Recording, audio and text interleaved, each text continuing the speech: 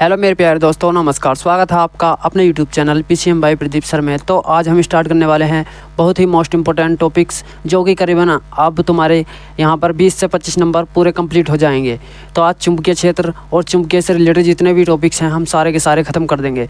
तो हमारे कुछ टॉपिक्स इस प्रकार हैं। तो पहला हमारा टॉपिक रहेगा चुंबकीय क्षेत्र। दूसरा जो हमारा टॉपिक रहेगा वह रहेगा बायो-सैवर्ट नियम अथवा धारावाही चालक के कारण उत्पन्न चुंबकीय क्षेत्र, बायो-सैवर्ट का नियम। तो बायो-सैवर्ट का नियम, हम बायो-सैवर्ट की परिभाषा और बायो-सैवर्ट का नियम, इन्होंने बायो-सैवर्ट ने क्या क्या कहा। तो आज हम सारा ये बायो-सैवर्ट से रिलेटेड सब कुछ ख़त्म करा देंगे। और अगला जो हमारा टॉपिक रहेगा वह रहेगा निर्वात की चुंबकशीलता म्यू नोट तथा निर्वात की वैद्युतशीलता एप्सिलॉन नोट में संबंध, यानी कि इसमें जो संबंध है वह भी आज हम स्थापित करा देंगे। तो आज और कुछ हमारे यह भी टॉपिक रहेंगे कि फ्लेमिंग के बाएं हाथ का नियम, फ्लेमिंग के दाएं हाथ का नियम, तो हम इन्हें भी आज ख़त्म करा देंगे। तो बने रहिए पीसीएम बाय प्रदीप सर के साथ। तो सबसे पहले देखते हैं हम टॉपिक अपना, वो क्या देखते हैं हम, चुंबकीय क्षेत्र। तो चुंबकीय क्षेत्र देखते हैं हम।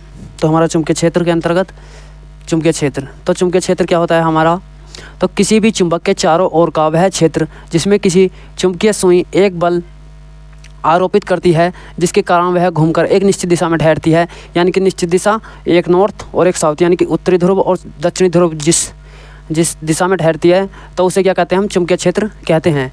तो सबसे पहले देखते हैं हम, तो हमारा एक जो रहेगा वह रहेगा नॉर्थ पोल, नॉर्थ, और दूसरा क्या रहेगा हमारा साउथ पोल, यानी कि एक रहेगा हमारा उत्तरी ध्रुव, एक रहेगा हमारा दक्षिणी ध्रुव। तो ये किरणें जो हैं, ये किरणें उत्तरी ध्रुव से निकलकर हमेशा दक्षिणी ध्रुव की ओर क्या कर जाती हैं, समा जाती हैं। ये उत्तरी ध्रुव से निकलकर दक्षिणी ध्रुव की ओर समा जाती हैं। सही, ये हमारी किरणें। तो इन किरणों की बहुत ही, और वो जो है मोस्ट इम्पोर्टेंट बात वो ये हैं, ये ढेर सारी बल रेखाएं निकलती हैं और ये कभी भी एक दूसरे को आपस में नहीं काटती हैं। तो आइए देखते हैं कि चुंबकीय बल क्या होता है। तो जैसे कि हमने आज बताया, तो किसी चुंबक के चारों ओर का वह क्षेत्र, तो यह मान लो चुंबक है जिसके दो ध्रुव हैं, एक नॉर्थ पोल और एक कौन सा, साउथ पोल, यानी कि पहला उत्तरी ध्रुव और दूसरा दक्षिणी ध्रुव। तो किसी चुंबक के चारों ओर का वह क्षेत्र जिसमें किसी चुंबकीय सुई, तो इसे मान लो जैसे अब हमने एक सुई ली, तो सुई के जो दो ध्रुव होते हैं, तो एक उसे हम उत्तरी ध्रुव मान लेंगे और एक दक्षिणी ध्रुव मान लेंगे। तो वो जिस दिशा में ठहरेगी तो उसे हम एक उत्तरी ध्रुव और एक दक्षिणी ध्रुव। सुई पर एक बल आघूर्ण आरोपित होता है, जिसके कारण वह घूमकर एक निश्चित दिशा में ठहरती है। निश्चित दिशा उत्तरी ध्रुव और एक दक्षिणी ध्रुव में ठहरती है, तो उसे क्या कहते हैं हम, चुंबकीय क्षेत्र। वही हमारा क्या कहलाता है, चुंबकीय क्षेत्र कहलाता है। तो आइए हम इसकी सबसे पहले डेफिनेशन देखते हैं। तो डेफिनेशन में क्या लिखेंगे हम, तो किसी चुंबक के चारों ओर का वह क्षेत्र। तो आइए देखते हैं, तो किसी चुंबक के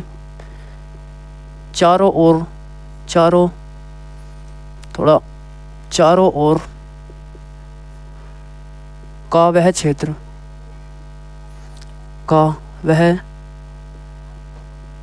तो किसी चुंबक के चारों ओर का वह क्षेत्र जिसमें किसी चुंबक, तो क्षेत्र जिसमें किसी चुंबक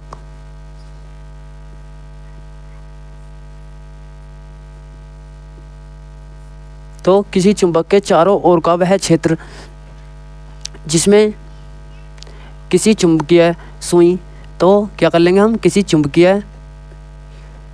चुंबकीय सुई एक निश्चित दिशा में ठहरती है। तो यानी कि उससे पहले इस पर एक बल लगेगा, तो चुंबकीय सुई पर एक बल आरोपित होता है, चुंबकीय सुई पर एक बल आरोपित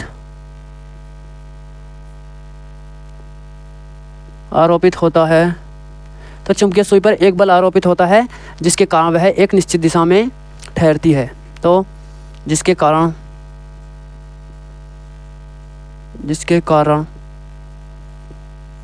चुंबकीय सुई एक निश्चित दिशा में ठहरती है,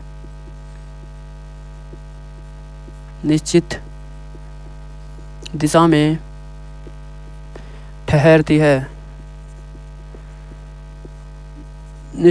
ठहरती है, तो उसे क्या कहते हैं हम, चुंबकीय क्षेत्र कहते हैं।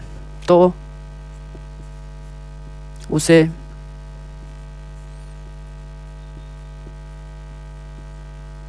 चुंबकीय क्षेत्र कहते हैं। तो देख लीजिए, यानी कि चुंबकीय क्षेत्र क्या है, तो किसी चुंबक के चारों ओर का वह क्षेत्र जिसमें किसी चुंबकीय सुई चुंबक अपनी बल आघूर्ण के कारण एक निश्चित दिशा में ठहरती है, तो उसे क्या कहते हैं हम? चुंबकीय बल आघूर्ण या चुंबकीय क्षेत्र कहते हैं। तो चुंबकीय बल आघूर्ण हम आगे पढ़ेंगे, उसे टो से रिप्रेजेंट करते हैं। तो आइए देख लीजिए, इसका स्क्रीनशॉट ले लीजिए। तो आपने इसका स्क्रीनशॉट ले लिया होगा। तो हम सबसे और आगे देखते हैं अब देखते हैं हम मोस्ट इंपोर्टेंट टॉपिक, जो कि 100% बायो-सेवर्ट नियम। तो बायो-सेवर्ट नियम हमेशा ही पूछा जाता है। तो देख लेते हैं हम अपना नेक्स्ट टॉपिक देखते हैं, बायो-सेवर्ट का नियम। तो आज हम ये बहुत ही मोस्ट इम्पोर्टेंट टॉपिक्स पढ़ाएंगे, जो कि सारे के सारे कम से कम तुम्हारे 20 से 25 नंबर कंप्लीट करा करके जाएंगे। और फर्स्ट बुक जो है, इन्हीं चैप्टरों में से लॉन्ग क्वेश्चन बनते हैं आपके, जो कि 7 से 8 नंबर में देखने के लिए मिलते हैं। तो सबसे पहले हम अपना क्वेश्चन हेडिंग डाल लेंगे। तो धारावाही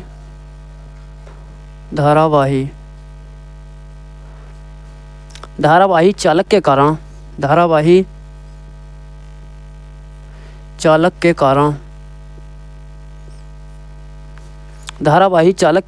उत्पन्न चुंबकीय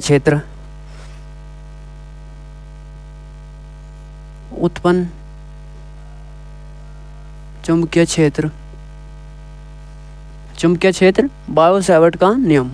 सही। तो चुंबकीय क्षेत्र बायो-सेवर्ट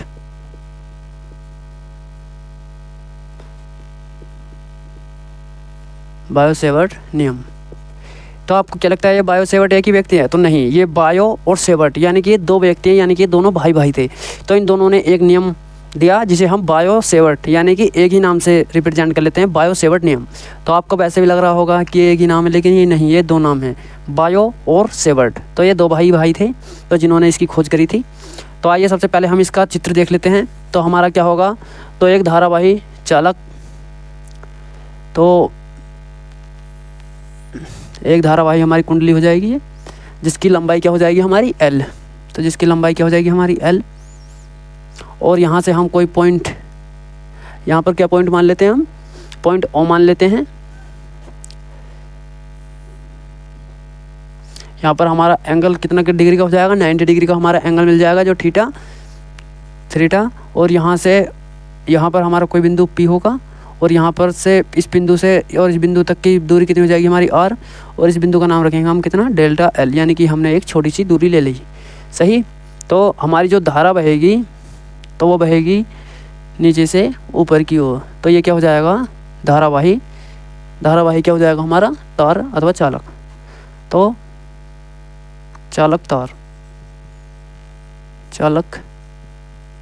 तार। सही। तो अब देखते हैं हम अपना सबसे पहले डेरिवेशन। तो इसमें क्या है,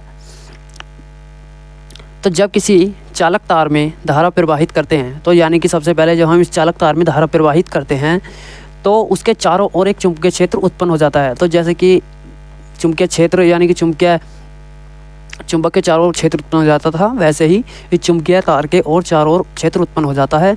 तो फ्रांसीसी वैज्ञानिक बायो-सेवर्ट ने सन कितने में 1820 में विभिन्न धारावाही चालकों के द्वारा उत्पन्न चुंबकीय क्षेत्रों के अध्ययन में करने के संबंध में एक नियम दिया। तो जिसे नियम को क्या कहते हैं हम? बायो-सेवर्ट नियम कहते हैं। तो देखते हैं हम, सबसे पहले हम लिखते हैं। तो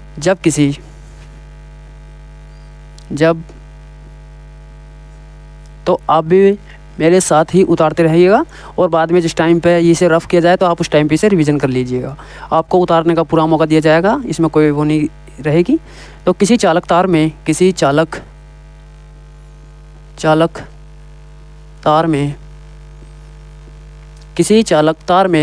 धारा प्रवाहित करने पर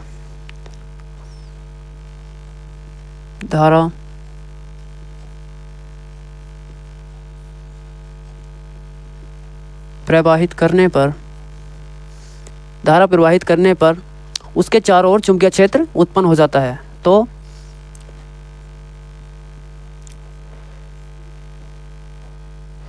तो थोड़ा हम इस प्रकार लिखते हैं, धारा प्रवाहित करने पर उस तार के चारों ओर, तो करने पर धारा प्रवाहित करने पर उस तार के चारों ओर, उस तार के चारों ओर क्या होता है, एक चुंबकीय क्षेत्र उत्पन्न हो जाता है। एक चुंबकीय क्षेत्र उत्पन्न हो जाता है। यानी कि जब किसी तार में हम धारा प्रवाहित करते हैं तो उस तार में एक चुंबकीय क्षेत्र उत्पन्न हो जाता है। तो फ्रांस के वैज्ञानिक बायो सेवर्ट ने, तब कहाँ के वैज्ञानिक थे, फ्रांस के वैज्ञानिक बायो सेवर्ट ने 1820 ईस्वी में, कितने में, सन 1820 ईस्वी में विभिन्न धारावाही चालकों द्वारा, 20 ईस्वी में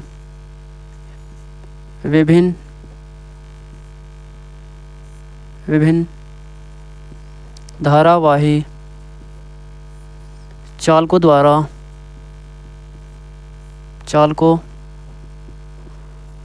तो सन 1820 ईस्वी में बायो और सेवर्ट ने विभिन्न धारावाही चालकों के द्वारा उत्पन्न चुंबकीय क्षेत्र के द्वारा उत्पन्न चुंबकीय क्षेत्र के अध्ययन चुंबकीय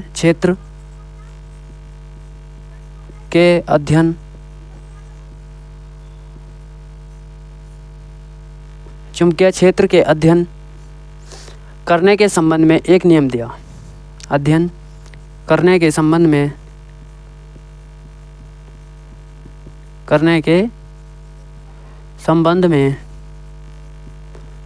एक नियम दिया।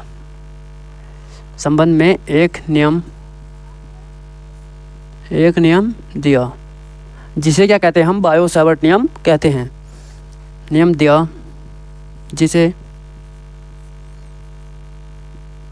बायो सेवर्ट नियम कहते हैं।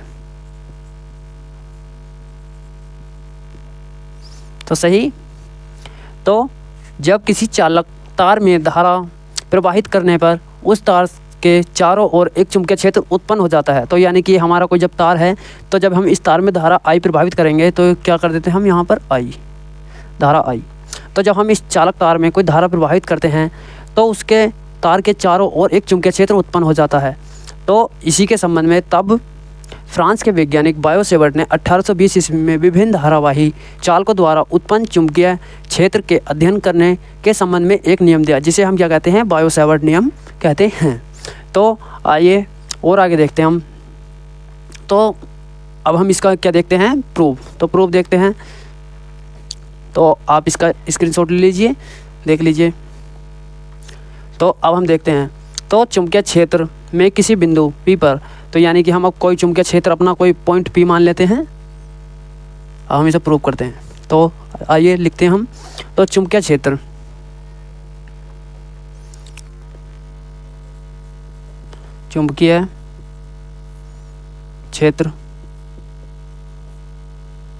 तो चुंबकीय क्षेत्र में किसी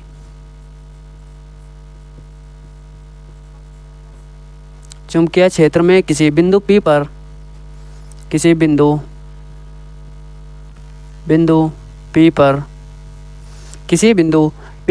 क्षेत्र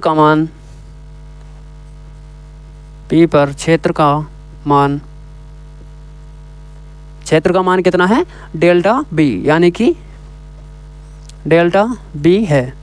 तो जब डेल्टा B निम्न कारकों पर निर्भर करता है, तो ये जो हमारा डेल्टा B मान है, तो ये हमारा जो निम्न कारकों पर निर्भर करता है, जिसमें धारा भी हो जाएगी हमारी और हमारा एंगल भी हो जाएगा और दूरी हो जाएगी। तो डेल्टा B निम्न कारकों पर निर्भर करता है। निम्न कारकों पर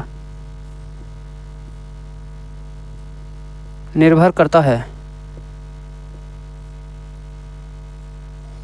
निम्न कारकों पर निर्भर करता है। तो देखते हैं हम अब हमारे कौन कौन से कारक हैं वो, तो देख लीजिए आप। तो हमारा जिसमें से पहला कारक जो हो जाएगा वो हो जाएगी सबसे पहले हमारी धारा। तो डेल्टा बी, तो डेल्टा बी क्या हो जाएगा हमारा, समानुपाती क्या हो जाएगी हमारी धारा आई। तो धारा आई, तो इक्वेशन नंबर क्या मान लेंगे हम इसे, फर्स्ट मान लेंगे। और दूसरा जो निर्भर करता है वो करता है हमारी दूरी पर, यानी कि लंबाई पर। तो डेल्टा बी बराबर डेल्टा बी, ये जो निर्भर करता है हमारा, ये क्या पे करता है, हमारी दूरी पर। तो डेल्टा एल, तो इसे क्या मान लेंगे हम, इक्वेशन नंबर 2 मान लेंगे। और तीसरा जो हमारा यह है निर्भर करता है वो करता है एंगल पर। तो डेल्टा बी का किस पर निर्भर करता है हमारा, डेल्टा बी समानुपाती क्या हो जाएगा हमारा, साइन थीटा, यानी कि एंगल साइन थीटा। ये क्या हो जाएगी हमारी इक्वेशन नंबर 3 हो जाएगी। तो अब और हमारा किस पर निर्भर करता है, यह दूरी पर भी निर्भर करता है। तो उसे भी लिख लेते हैं हम, तो दूरी लिख लेते हैं हम इधर को। तो डेल्टा बी वही डेल्टा बी, डेल्टा बी समानुपाती किसका होता है, तो 1/r² के, 1/r² के। तो सही है, ये हमारी इक्वेशन नंबर 4 हो जाएंगे। तो हम अब इसमें सभी में delta B delta B delta B, तो इसी चारों इक्वेशंस में हम डेल्टा बी कॉमन ले लेंगे और बाद में फिर इन इक्वेशन को क्या कर देंगे, हम ऐड कर देंगे। तो आइए देखते हैं हम, तब तक आप इसका स्क्रीनशॉट ले लीजिए, तब तक हम इसे रफ करते हैं।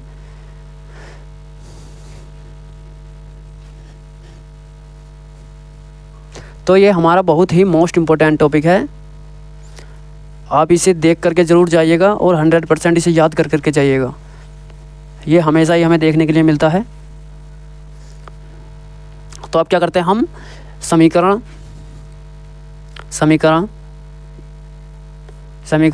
1, 2, 3 व 4 से। तो हमारी इक्वेशन फर्स्ट, सेकंड, थर्ड और फोर्थ हमारी क्या है, तो हमारा क्या हो जाएगा यहाँ पर डेल्टा बी, डेल्टा बी समानुपाती क्या हो जाएंगी हमारी, समानुपाती क्या हो जाएगी हमारी धारा आई, समानुपाती क्या हो जाएगी हमारी धारा आई। फिर क्या हो जाएगी हमारी दूरी, यानी कि डेल्टा एल, और फिर क्या हो जाएगी हमारी तीसरी समीकरण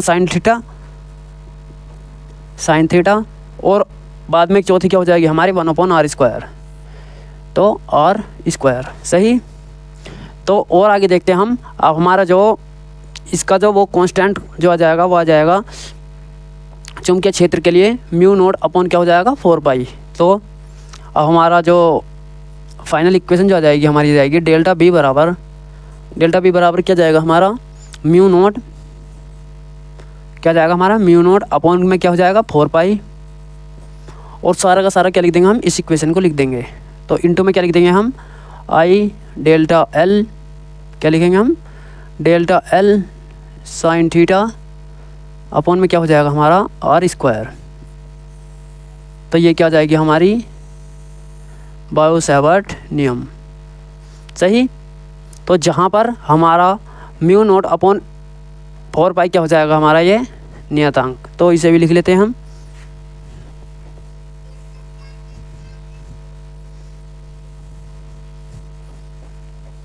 तो आइए देख लीजिए। और तो जहाँ पर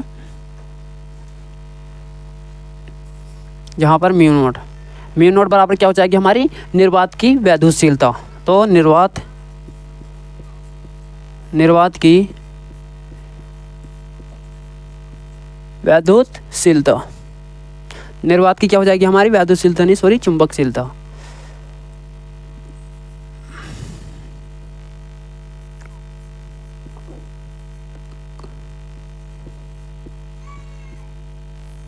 क्या हो जाएगी हमारी निर्वात की चुंबकशीलता, निर्वात की चुंबकशीलता हो जाएगी। और हमारा जो इसकी वैल्यू जो रहेगी μ0/4π की, वो जो रहेगी हमारी μ0 में क्या हो जाएगा हमारा 4π। तो इसकी वैल्यू जो रहेगी हमारी 10 की घात कितनी रहेगी, -7। तो ये इसकी एग्जैक्ट मान रहेगा, जो कि अब हमें कभी भी सवाल आएगा तो हम इसकी दोनों की टोटल वैल्यू रख देंगे। कितने रख देंगे, μ0/4π बराबर लिख देंगे 10 की पावर -7। तो ये हम डायरेक्ट वैल्यू लगा देंगे। और हमारा जो μ0 यानी कि μ0 की जो μ0 का हम इस प्रकार भी लिख सकते हैं। तो μ0 अगर तो हमें ओनली μ0 की वैल्यू निकालनी हो तो μ0 बराबर क्या कर सकते हैं हम, तो μ0 बराबर, तो 4π हम इधर ले जाएंगे, तो 4π और इंटू में क्या हो जाएगा हमारा 10 की पावर -7। तो हम इसे इस प्रकार भी लिख सकते हैं। और इसका जो मात्रक आ जाएगा, इसका मात्रक क्या आ जाएगा, वेबर, मात्रक क्या आ जाएगा इसका, वेबर अपॉन क्या हो जाएगा, weber upon ampere metre, ampere क्या हो जाएगा हमारा, मीटर। सही, वीमा, वीमा। तो वीमा बराबर क्या हो जाएगा हमारा, न्यूटन प्रति एम्पियर, न्यूटन प्रति क्या हो जाएगा हमारा, एम्पियर, एम्पियर, न्यूटन प्रति एम्पियर का क्या हो जाएगा हमारा स्क्वायर। और बराबर क्या हो जाएगा हमारा, न्यूटन, न्यूटन को कैसे रिप्रेजेंट करते हैं हम, बल, बल का मात्रक क्या होता है, न्यूटन, न्यूटन इसकी विमा जो होती है वो हमारी होती है MLT - 2। तो MLT माइनस का क्या हो जाएगा 2। और एम्पियर, एम्पियर की जो विमा हो जाएगी हमारी धारा A, तो A को क्या रखेंगे हम, तो A स्क्वायर ऐसे ही लिख देंगे हम। तो टोटल हमारी फाइनल वैल्यू जो जाएगी तो हमारी, तो MLT की पावर -2 और A की पावर क्या हो जाएगी हमारी -2, ये हमारी ऊपर जाकर क्या बन जाए देगी, हमारी माइनस बन जाएंगे। तो हमारी बीमा भी क्या हो जाएगी, ये हो जाएगी। तो आप देख लीजिए।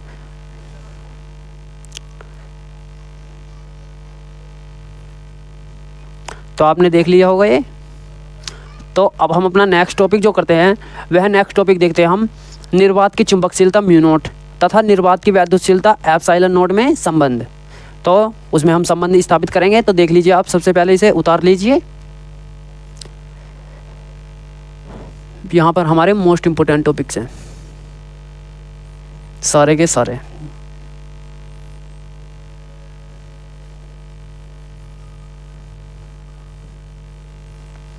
तो आप जब तक इसे एनालिसिस कर लीजिए। और ये बहुत ही मोस्ट इम्पोर्टेंट टॉपिक्स हैं, इन्हें याद ही करके जाना।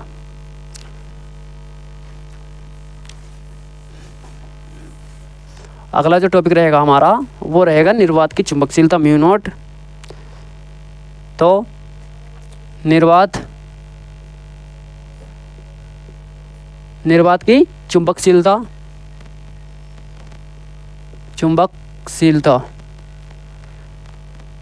निर्वात की चुंबकशीलता μ0 तथा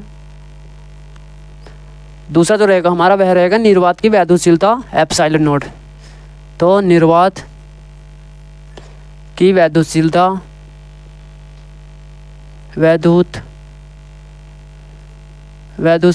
निर्वात की वैद्युतशीलता कैसे रिप्रेजेंट करते हैं, μ0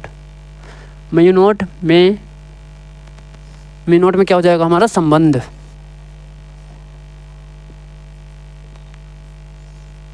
तो μ0 में क्या हो जाएगा हमारा संबंध। तो देखते हैं हम सबसे पहले। तो हमारा इसके अंतर्गत आप सभी ने पिछली कक्षा में नहीं, वो पहले चैप्टर में, इसी के अंतर्गत, तो इसी के अंतर्गत पहले चैप्टर में पढ़ा होगा कूलाम का नियम। तो कूलाम का नियम क्या था, किन्हीं दो बिंदु आवेशों के बीच लगने वाला बल किन्हीं दो आवेशों के गुणनफल के अनुक्रमानुपाती तथा उसकी बीच की दूरी के वर्ग के व्युत्क्रमानुपाती होता है। इसे क्या कहते हैं हम, कूलाम का नियम कहते हैं। अर्थात F बराबर क्या हो जाएगा हमारा 1/4π ε0 इंटू में क्या हो जाएगा Q1 Q2 अपॉन में क्या हो जाएगा R²। तो हम इसी के देखते हैं। तो सबसे पहले क्या करते हैं हम, तो कूलाम के नियमानुसार, तो कूलाम के नियमानुसार, तो कूलाम का नियम अनुसार देखते हैं हम। तो कूलाम का नियम क्या था, तो कूलाम का नियम था 1/f, क्या था, F बराबर 1/4π ε0 इंटू में क्या हो जाएगा हमारा Q1 इंटू में Q2 और अपन में क्या हो जाएगा R²। तो ये क्या हो जाएगा हमारा कूलाम का नियम हो जाएगा। तो और देखते हैं हम आगे कूलाम के नियम के अंतर्गत। तो इसकी जो वैल्यू होती है 1/4 पाई एप्सिलॉन नॉट की, इसकी जो वैल्यू होती थी वो होती थी 9 × 10⁻⁹ तो देखते हम, तो 1/4 पाई एप्सिलॉन नॉट बराबर कितना होता था, 9 × 10 कितना होता था, 9। तो सही, इसे क्या मान लेते हैं हम, इक्वेशन नंबर फर्स्ट मान लेते हैं। इक्वेशन नंबर क्या मान लेते हैं हम, फर्स्ट। और हमारा इसका जो यहाँ तक हमने इक्वेशन नंबर फर्स्ट मान ली है इसे।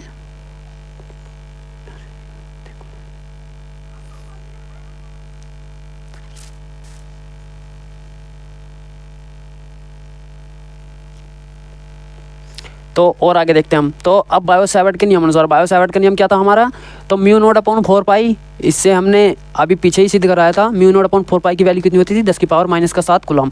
और इसका मात्रक जो हो जाएगा हमारा वो हो जाएगा न्यूटन माइनस मीटर। तो इसका मात्रक को लिख लेते हैं हम, न्यूटन माइनस मीटर स्क्वायर, और अपॉन में क्या हो जाएगा हमारा, कूलम का स्क्वायर, कूलम का स्क्वायर। इक्वेशन नंबर फर्स्ट अब मानते हैं हम।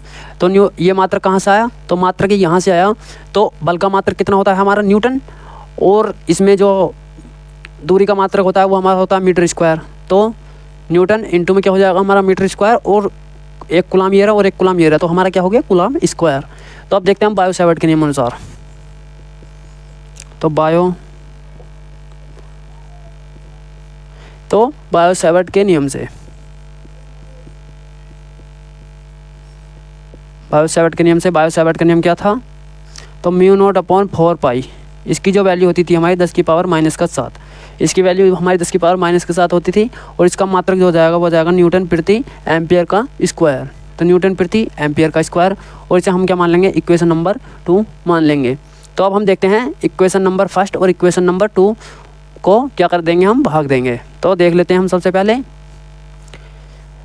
तो आइए भाग हम यहाँ पर दे लेते हैं। तो इक्वेशन नंबर फर्स्ट कौन सी है हमारी, इक्वेशन नंबर फर्स्ट ये है 1/4 पाई एप्सिलॉन नॉट। तो देख लेते हैं इसे।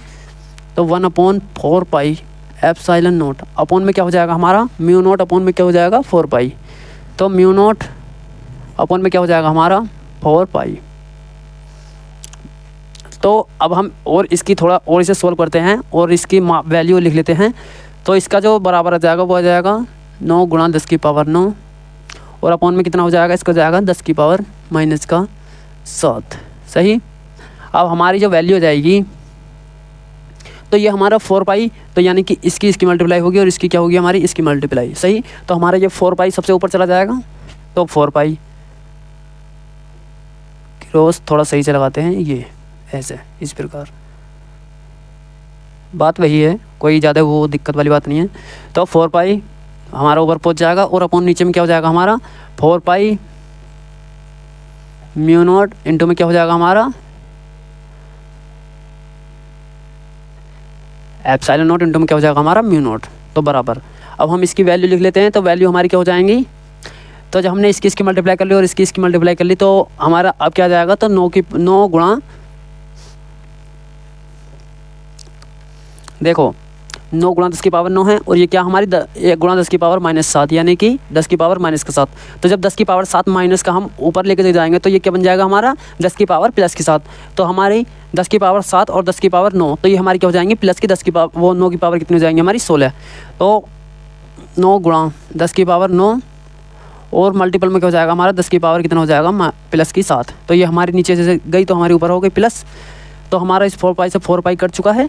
तो अब हमारा क्या बचेगा, 1/1/μ0 इंटू में क्या हो जाएगा, एप्सिलॉन नॉट इंटू में क्या हो जाएगा हमारा, μ0 बराबर क्या हो जाएगा, 9 × 10 की पावर कितनी हो जाएगी हमारी, 16। सही। तो अब इससे आगे देखते हैं हम। तो हमारी प्रकाश की चाल जो होती है वो कितनी होती है हमारी, 3 × 10 की पावर माइनस का 10 की पावर कितनी होती है, 8। तो यानी कि देख लेते हैं हम। तो हमारा प्रकाश की चाल यानी कि c बराबर, तो प्रकाश की चाल, तो प्रकाश की चाल बराबर कितनी होती है, 3 × 10 की पावर 8 कितनी होती है हमारी, मीटर प्रति सेकंड। कुल मिलाकर के हमारी 2 प्रकाश की चाल बन जाएंगी। तो 2 प्रकाश की चाल बन जाएंगी हमारा। तो हमारा क्या आ जाएगा, तो 1/μ0 इंटू में क्या हो जाएगा, एप्सिलॉन नॉट μ0 बराबर क्या हो जाएगा हमारा, ये हमारी प्रकाश की चाल डबल हो जाएगी। तो यहाँ पर हो जाएगा हमारा सी स्क्वायर, तो यानी कि प्रकाश की चाल का स्क्वायर। और हमारा टोटल जो हो जाएगा वो आ जाएगी, तो जब हम इसे प्रकाश की चाल यानी कि सी इधर के लेकर के आएंगे तो देखो सी स्क्वायर बराबर 1/μ0 अपॉन एप्सिलॉन नॉट अपॉन में क्या हो जाएगा हमारा μ0। तो अब हम बराबर जो लिखेंगे इसे, तो जब हमारा यहाँ पर सी ये तो वर्ग है और जब हमारा ये इसका वर्ग घटेगा तो यहाँ पर क्या चढ़ जाएगा अंडर। तो सी बराबर क्या हो जाएगा हमारा 1/एप्सिलॉन नॉट इंटू में क्या हो जाएगा हमारा μ0। तो ये क्या हो जाएगा हमारा एप्सिलॉन नॉट और μ0 में क्या हो जाएगा हमारा अंतर अथवा संबंध। तो देख लीजिए ये क्या हमारा मोस्ट इम्पोर्टेंट, तो तार लीजिए आप इसे, देख लीजिए। तो अब हम इसे एक बार और समझ लेते हैं, कुछ बच्चों के समझ में नहीं आया होगा।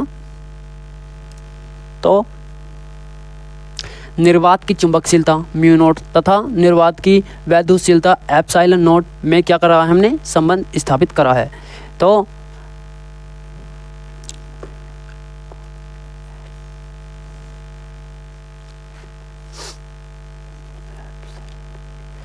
ये क्या हो जाएगा हमारा μ0 और एप्सिलॉन नॉट में क्या करा हमने, संबंध स्थापित।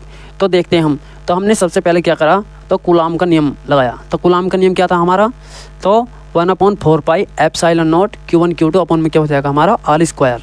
तो सबसे पहले हमने इसकी 1/4 एप्सिलॉन नॉट इसकी वैल्यू निकाली। तो इसकी वैल्यू कितनी थी हमारी, तो ये हमें दी हुई रहती है 9 × 10⁻9।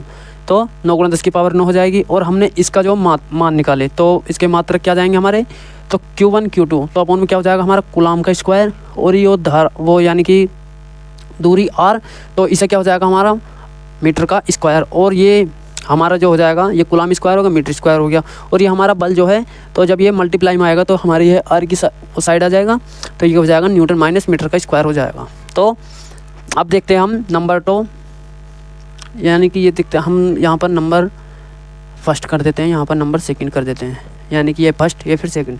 तो फिर बायो-सैवर्ट के नियम से, तो बायो-सैवर्ट के नियम में जो हमारा अभी हमने इससे पिछले वीडियो में सिद्ध करा था, तो μ0/4 तो 10 की पावर कितना हो जाएगा -7, तो न्यूटन प्रति एम्पियर का क्या हो जाएगा स्क्वायर। इक्वेशन नंबर क्या हो जाएगी हमारी 2।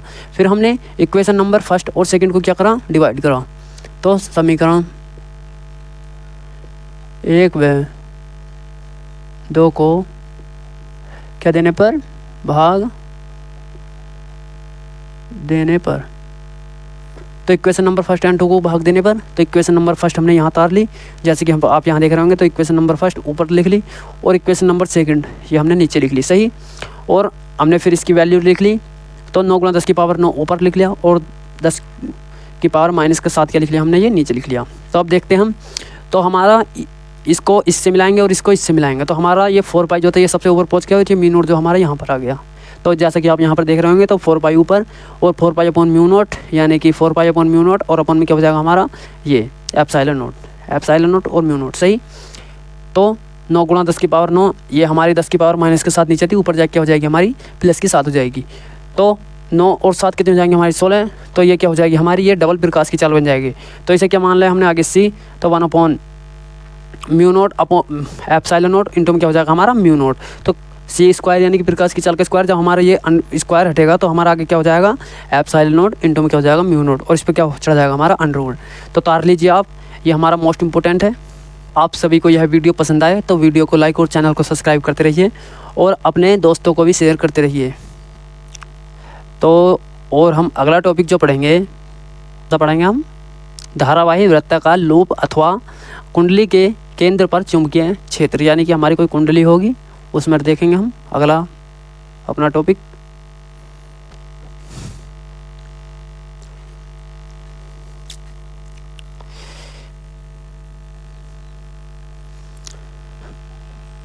देख लीजिए आप,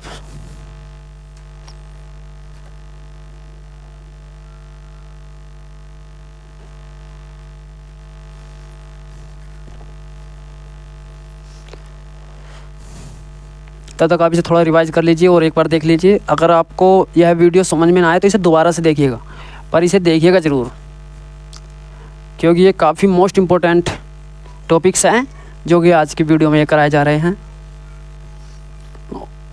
और इन्हें टीचर्स भी इन चैप्टर्स को छोड़ देते हैं। कुछ ही स्कूलों में ये चैप्टर्स कराए जाते हैं और इन्हीं चैप्टरों से हमें देखने के लिए सबसे ज़्यादा मिलता है।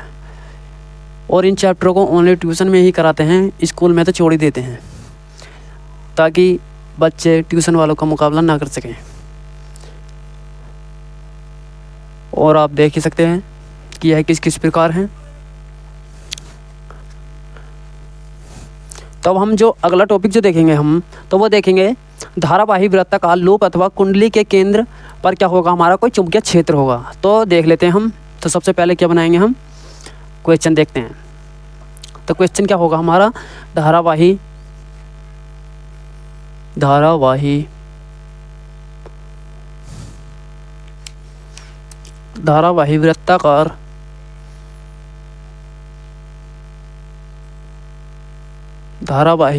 वृत्ताकार लूप अथवा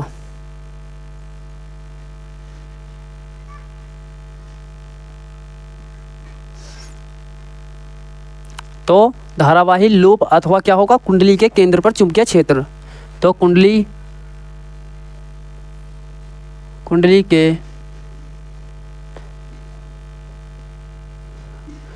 के क्या होगा, केंद्र पर चुंबकीय क्षेत्र। कुंडली के केंद्र पर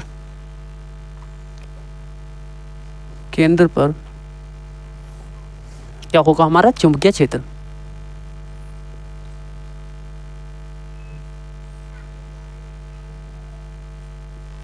तो कुंडली के केंद्र पर हमारा चुंबकीय क्षेत्र होगा। तो सबसे पहले हम इसका डायग्राम देखते हैं। तो डायग्राम क्या होगा, तो सबसे पहले हम कोई अपनी कुंडली लेंगे।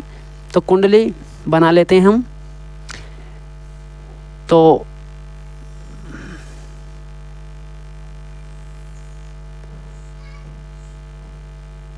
ये क्या बना ली हमने, एक कुंडली बना ली है, कुंडली। और जिसका कोई हमारा पॉइंट हमने P मान रखा है, P। और यहाँ से हमारी रेडियस कितनी हो जाएगी, R हो जाएगी, रेडियस R हो जाएगी। और हमारा यहाँ पर थीटा जो हो जाएगा वो हो जाएगा 90 डिग्री। थीटा बराबर क्या हो जाएगा हमारा, 90 डिग्री। 90 डिग्री हो जाएगा। और हमारी जो ये दूरी हो जाएगी यहाँ से और यहाँ तक, DL, सही। और हमारी धारा I, जो हम इसमें धारा I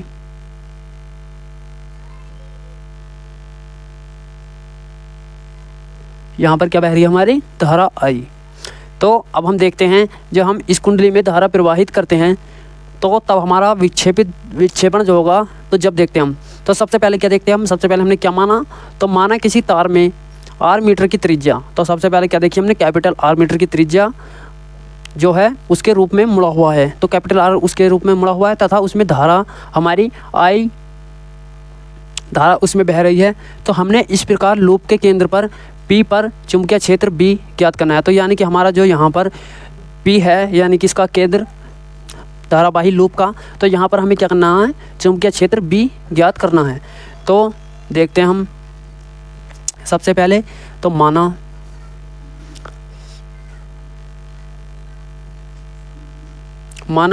तो किसी तार में माना किसी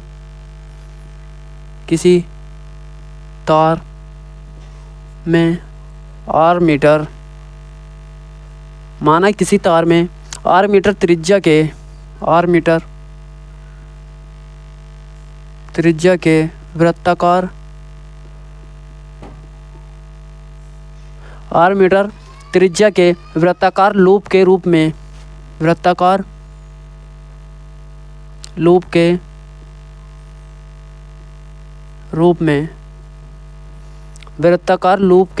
रूप में मुड़ा है। तो हमारा कोई तार जो है वह एक वृत्ताकार लूप के उसमें क्या हुआ है, मुड़ा हुआ है। तो देखते हैं हम। तो तथा उसमें धारा हमारी I प्रवाहित हो रही है। तो तथा उसमें I धारा क्या है हमारी, बह रही है। तथा उस तार में धारा I क्या हो रही है, प्रवाहित हो रही है। तो हमारी इस तार में जो है वह धारा I प्रवाहित हो रही है। तो हमें इस लूप के केंद्र पर तो क्या करना, हमें इस लूप जो है हमारी ये चारों तरफ की लूप, इसका केंद्र जो है तो हमें इस लूप के केंद्र, लूप का केंद्र क्या है हमारा P, तो लूप के केंद्र P पर, उस पर क्या करनी है, हमें चुंबकीय क्षेत्र B ज्ञात करना है। P पर चुंबकीय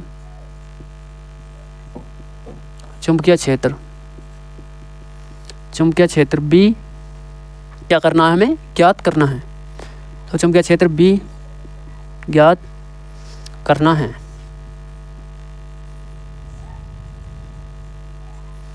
चुंबकीय क्षेत्र B हमें ज्ञात करना है। तो तब हम क्या देखते हैं, बायो-सैवर्ट के नियमानुसार। तो बायो-सैवर्ट का नियम क्या था हमारा, delta B mu naught upon 4 पाई IDL, यानी कि हमारी धारा बह रही थी इसमें, तो छोटी दूरी ली थी हमने, तो DL इंटू में क्या हो जाएगा हमारा साइन थीटा, और अपॉन में क्या हो जाएगा हमारा R स्क्वायर। तो देखते हैं हम, तो अल्पांश DL की दूरी के लिए, यानी कि हम छोटी सी दूरी ले रहे हैं कोई, तो यहाँ से और यहाँ तक की दूरी, इस पॉइंट से और इस पॉइंट तक की दूरी ले रहे हैं हम DL। तो देख लेते हैं हम बायो-सैवर्ट के नियमानुसार। तो तब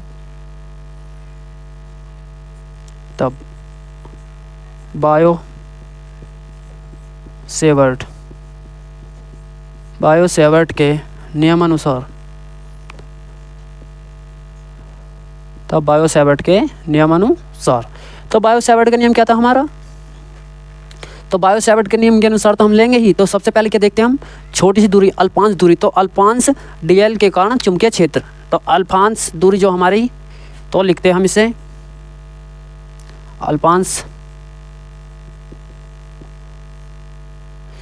अल्पांश दूरी DL के कारण क्या हो जाएगा हमारा चुंबकीय क्षेत्र।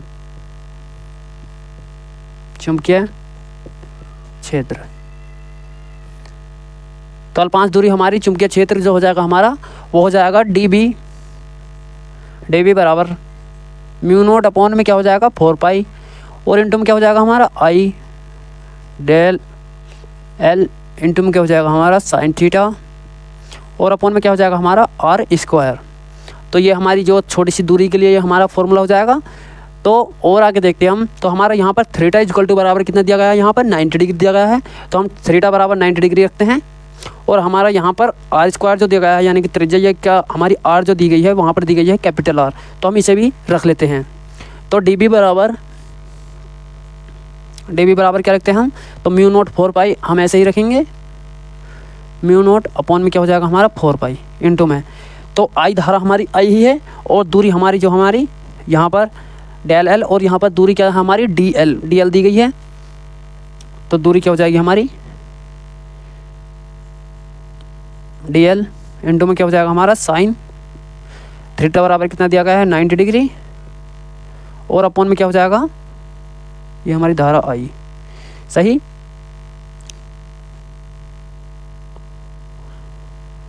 दूरी हमारी DL।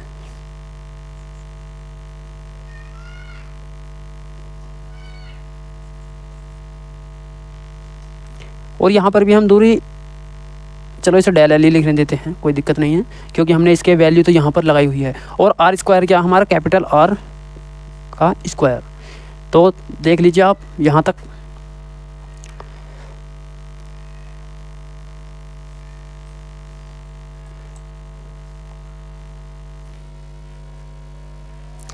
तो अब हम जो इसे इक्वेशन फाइनल इक्वेशन को रखते हैं, तो साइन 90 की वैल्यू कितनी होती है हमारी 1, तो साइन 90 की वैल्यू 1 रहेगी, और हमारा ये R स्क्वायर ऐसे ही रहेगा। तो हम इसे कहाँ को उतार लेते हैं, थोड़ी सी आगे यहीं कर लेते हैं। तो DB बराबर यानी कि म्यू नॉट अपॉन में क्या हो जाएगा 4 पाई, और I हमारा ऐसे रहेगा, DL हमारा ऐसे ही रहेगा, तो म्यू नॉट IDL, और हमारा साइन 90 की वैल्यू कितनी हो जाएगी 1, तो 1 को हम नहीं लिखते, ऐसे ही रहने देते हैं, इंटू में 1 इसे लिख लेते हैं, ताकि कुछ बच्चे को कहेंगे पता नहीं ये साइन थीटा कहाँ भग गया। और अपॉन में क्या हो जाएगा हमारा R स्क्वायर, और इसे क्या मान लेते हैं हम इक्वेशन नंबर 1 मान लेते हैं। तो अब देखते हैं हम, तब तक हम इसे थोड़ा रफ करते हैं।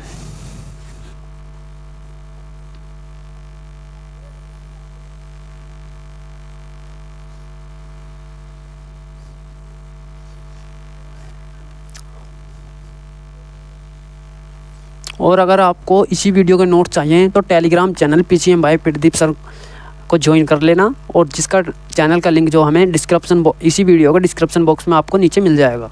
तो अब देखते हैं हम अब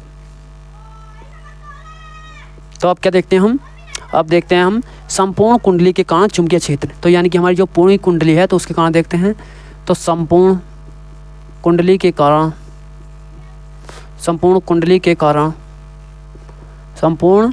के कारण हमारा क्या देखते हैं, चुंबकीय क्षेत्र यानी कि मैग्नेटिक फील्ड।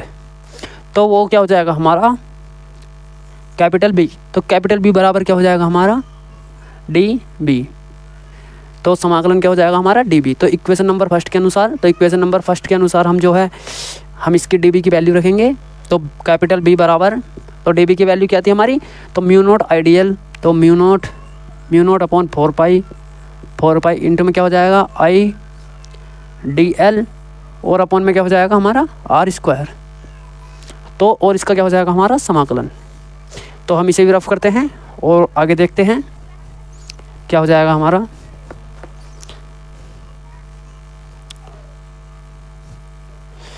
तो आप इसे भी देख लीजिएगा, ये बहुत ही मोस्ट इम्पोर्टेंट टॉपिक्स हैं। तो हमारा जो है कैपिटल B बराबर, तो म्यू नोट अपॉन 4 पाई और हमारा I अपॉन R²। तो ये हमारा क्या हो जाएगा कांस्टेंट। तो हमारा DL बचेगा ओनली। तो जैसे कि यहाँ देख सकते हैं म्यू नोट अपॉन 4 पाई और ऊपर से क्या जाएगा हमारा I अपॉन में क्या हो जाएगा R² इंटू में। तो ये क्या हो जाएगा हमारा कांस्टेंट हो जाएगा। तो यहाँ पर क्या बचेगा हमारा DL। तो DL का समाकलन होगा। तो DL का समाकलन देखते हैं। तो आगे लिखते हैं और कैपिटल B बराबर तो म्यू नोट अपॉन 4 पाई ऐसे ही रहेगा। तो म्यू नोट अपॉन में क्या रहेगा हमारा 4 पाई और हमारा I अपॉन R², सही। और हमारी जो DL की जो वैल्यू हो जाएगी वो हो जाएगी हमारी 2 पाई क्या हो जाएगी R, 2 पाई R हो जाएगी हमारी। तो हमारा एक R से ये वाला R कट जाएगा और हमारा 2 पाई से ये 2 पाई कट जाएगा। यहाँ पर क्या बचेगा हमारा ओनली 2 पाई, पाई से पाई कट जाएगा और इससे 2 कट जाएगा। तो हमारे यहाँ पर क्या बचेगा 2 बचेगा, सही। तो कुछ नो कहते होंगे कि सर ने ये पता ना कहाँ से कर दिया। तो DL की जो वैल्यू होती है वो होती है हमारी 2 पाई कैपिटल R। तो यहाँ से देख लीजिए। तो अब हमारा जो फाइनल बचा तो वो बचा हमारा कैपिटल B बराबर, तो यानी कि कैपिटल B बराबर क्या बचा हमारा म्यू नोट I। तो यहाँ पर से क्या बचा हमारा म्यू नोट I और अपॉन में क्या हो जाएगा हमारा 2R। तो 2R म्यू नोट इंटू में क्या हो जाएगा हमारा 2R और इसका मात्रक जो हो जाएगा हमारा मात्रक हो जाएगा न्यूटन प्रति एम्पियर मीटर। तो न्यूटन प्रति एम्पियर मीटर। तो ये क्या हो जाएगा हमारा, ये हमारा मात्रक हो जाएगा। तो देख लीजिए आप। और तो ये आपको थोड़ा यहाँ पर थोड़ा कन्फ्यूजन सा होगा। तो सबसे पहले हमने B, तो DB की वैल्यू हमने नीचे से इक्वेशन में मान रखी थी, इक्वेशन नंबर फर्स्ट की वैल्यू, यानी कि हम यहाँ पर लिख लेते हैं इक्वेशन नंबर फर्स्ट से।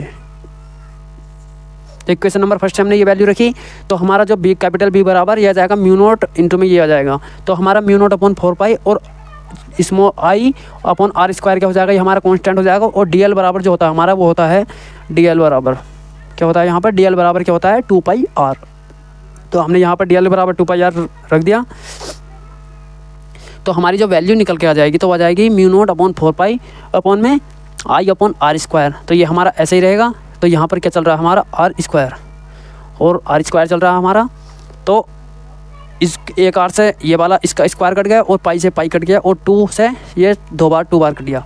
तो हमारा फाइनल जो बचेगा वो बचेगा म्यू नोट और ऊपर बचेगा हमारा I और अपॉन में क्या हो जाएगा 2 और क्या हो जाएगा हमारा कैपिटल R। तो ये हमारा हो जाएगा। और यदि तार एक अकेले लूप पर न होकर बहुत सारी कुंडलियों पर जाकर कुंडलियों के रूप में हो, तो ये तो हमने सिंगल तार के लिए निकाला है। अगर जो हमारे बहुत सारे तार हों तो उसके लिए हमारा फॉर्मूला थोड़ा अलग चेंज हो जाएगा। तो उसके लिए जो हमारा फॉर्मूला हो जाएगा n तार के लिए, तो उसे भी देख लेते हैं हम।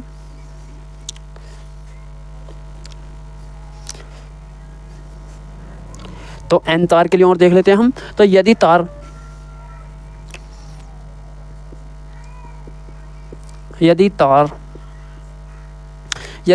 एक अकेले लूप में न होकर एक अकेले लूप में न होकर क्या हो, एक कुंडली के रूप में हो, यानी कि न होकर n फेरो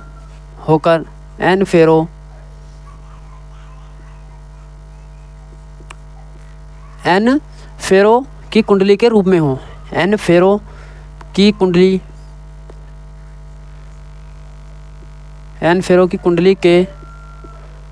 के क्या हो, रूप में हो, कुंडली के रूप में हो, तो तब हमारा फॉर्मूला जो हो जाएगा वो हो जाएगा हमारा कैपिटल B बराबर, ये हो जाएगा हमारा म्यू नॉट और क्या हो जाएगा कैपिटल N। तो यहाँ पर जितने भी इसकी कुंडली होंगी, यानी कि जितने भी इसने फेरे मान रखे होंगे, तो फेरों की संख्या क्या हो जाएगी हमारी कैपिटल N हो जाएगी, और इंटू में क्या हो जाएगी हमारी धारा I, और अपॉन में क्या हो जाएगा हमारा 2R, यानी कि त्रिज्या, तो 2R। और हमारा जो इसका मात्रक हो जाएगा वो हो जाएगा न्यूटन, इसका मात्रक जो आएगा वो हो जाएगा हमारा न्यूटन प्रति, तो न्यूटन प्रति ampere minus metre, ampere minus का क्या हो जाएगा हमारा मीटर। तो ये हमारा मात्रक हो जाएगा, देख लीजिए आप, इसे भी तार लीजिए।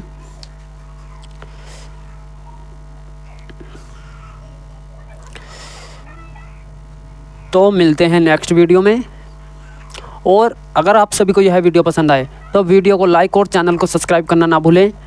अगर आपको इसी वीडियो की प्लेलिस्ट चाहिए तो इसी वीडियो के डिस्क्रिप्शन बॉक्स में प्लेलिस्ट का लिंक दिया गया है, तो वहाँ से जाकर आप 1 बाय 1 वीडियोस देख सकते हैं। और अगर आपको इसी वीडियो की प्लेलिस्ट वो भी चाहिए PDF, तो PDF के लिए Telegram channel PCM by Pradeep sir को भी ज्वाइन कर सकते हैं, और जिस चैनल का लिंक जो आपको वीडियो के डिस्क्रिप्शन बॉक्स में मिल जाएगा। तो मिलते हैं फिर नेक्स्ट वीडियो में, तब तक के लिए धन्यवाद।